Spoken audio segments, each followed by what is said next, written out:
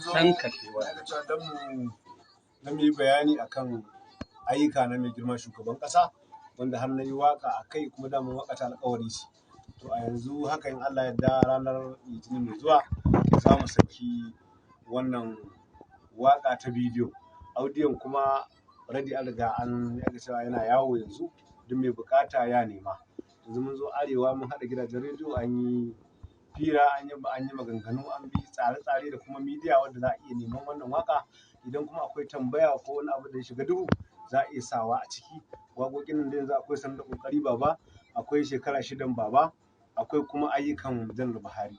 To wannan duk mai buƙata ga mai buƙata dai na ce akwai Rarara Backup, akwai Rarara Online, akwai Kahutu Online, akwai Dauda Kahutu Rarara kuma a YouTube, akwai kuma ADA a YouTube TV wanda a nan za mu saki waɗannan waƙoƙi.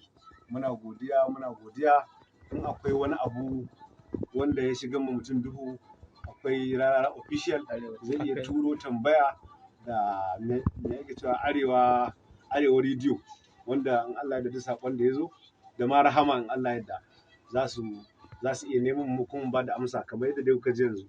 Duk an yi ƙoƙari dai bakin ƙoƙarinsu sun yi ni ma na yi bakin ƙoƙari na kuma na fahimtar da mutane su ma sun fahimta da kansu ma sun saki sun kuma ɗauki tallar shugaban ƙasa yanzu da kansu za su. Na gode Allah saka.